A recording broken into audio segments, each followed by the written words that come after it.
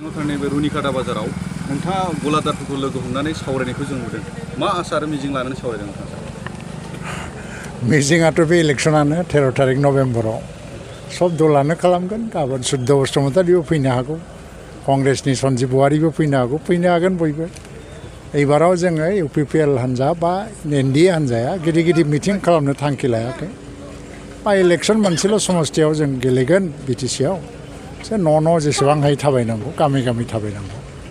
दिनैबो मेक्सिमाम जों बुथ लेभेलाव मिटिं लादों थ' जों मोजां नुबाय दा सिडली समस्थियाव अलरेडि 13 तारिखआवथ' फैयाखै दाबो 2 तारिखल' जादों 11 दिन आखायाव दङ मोनसे मोजां हावा बारदों आरो दा कंग्रेसआ बाय केन्डिडेट होदों बिराद स्ट्रेटेजिक रिजनाव माने कौशलगत खारनाव आरो बिसोर मा जादों बाहाय डाइरेक्ट फाइट जानो नागिरदोंमोन बिपिएफ आरो इउपिपिएल कंग्रेसआ बेखौ ट्रायंगल खालामनो थाखाय केन्डिडेट होनो हादों खिन्थु बेजों इउपिपिएलखौ जेबो खथि खालामनो हाया बरन्स जों मोजांसो जागोन कंग्रेसआ माने केन्डिडेट होनाया जोंनि थाखाय मोनसे ब्लेसिं आरो सुद्ध बसुमतारीया आंनि जोबोद मोजां बन्धु गोदो आरो जों कलेजाव माने गुवाहाटीयाव थानाय समाव थांलुबाय थायोमोन कलेज लाइफखौ आं मिथिया बिनि उननिखौबो आं मिथिलिया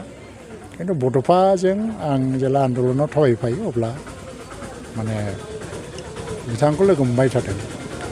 मानसि हिसाबैथ' बुंनांगौ जेबो गैया नाथाय बेयो रं टाइमाव केन्डिडेट जाबाय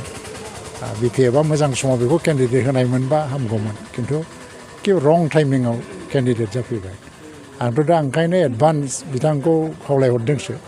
जे बे इलेक्सननि रिजाल्टनि उनाव गोसो बायनानै थानो नाङा राजनितियाव ओंखारबाय जेला जियानो जा निर्मल कुमार ब्रह्मआ एबार फ्राय 1 लाखसो भट लानानै देरहालांगोन होननानै जों मोनसे मिजिं थिदों आगोलनि बिपिएफनि दैदेनगिरि नोंथांमोना रायजो राजाफोरनो हा फाट्टा राननायखौ मोनसे भेलिडिटि गोनां 3 बोसोरनि भेलिडिटि दं आरो बेयो मोनसे भुवा होननानै ससियेल मिडियायाव बुंदों भुवाया बिपिएफनि दिनाव 17,000सो हा रानलांदों बिसोरो माने 17 बोसोराव बेफोरसो माने लिगेलखौनो भेलिडिटि गैया दा जों नायबाय माने बाहाय माखासे एपिलेट अथरिटि नांगौ एपिलेट अथरिटि गैयामोन दा सुप्रिम कर्टआव बा हाइकर्टआव केस जायोबा चेलेन्ज जायो दिनै जि हा फाट्टा होदों बेथ' land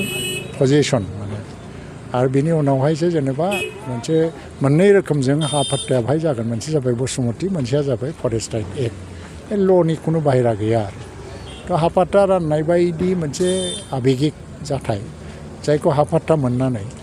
78 years of Indian independence बिनि उनावहायबो रुनिकाटा बादियाव खुनु आदिबासिया हा फाट्टा मोनाखै खिन्थु दिनै प्रथमबारनि मोननानै गामियारिफ्रानो गावसोरनो ओंखारनानै मोनसे थेंक्स गिभिं मिटिं लेंलायनानै प्रमद बर'खौ थेंक्स होबाय थ' बेफोरनिफ्राय मा बुजायो बिसोर दिनै इसु गैया बे हिसाबै आं खावलायनाया बेनो जे इलेक्सन गेलेनो ओंखारबाय थिगैनो दं बिपिएफआबो पार्टि हिसाबै गावनि अस्तित्वखौ लाखिनो इलेक्सनखौ गेलेगोन खिन्थु बे आगोलनि बादि मोनसे खुब माने थैसाम भरा आरो मोनसे कनफ्लिक्टिं मोनसे सिचुवेसन बेफोरखौ लाबोलायनो नाङा जोंनि गेजेराव मिनिमामबाबो समाजनि इन्ट्रेस्टआव मोनसे बुजाबुजिया थानांगौ दिनै नङा गाबोन जों हयथ'बा मोनसे लामानिनो दावबायारि जाहैनो हागोन बा जायाबाबो आंबो गैया जागोन बिसोरबो सोरबा दानि बिपिएफनि सिनियर लिडारफ्रा बिसोरबो गैला जागोन खिन्थु जोंनि फैबाय थानाय गोदान जोलैफ्रा मोनसे लामायावनो थाबायहैनोबो हागौ थ' जों दानो एसेबां माने बिस गोनां मोनसे सोमोन्दोफोरखौ खालामलायफिननो नाजानो नाङा खावलायनाया बेनो गेले politically it is a game of possibility सोरबा देरहानोबो सोरबा जेननोबो हागौ दा इउपिपिएलआ जिहेथु दिल्लीयावबो गभर्नमेन्ट दं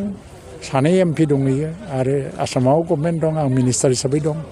काउन्सिलावबो गभर्नमेन्ट दं बे हिसाबै दिनैनि दिनाव आं सानो सिडलीनि रायजो राजाफ्रा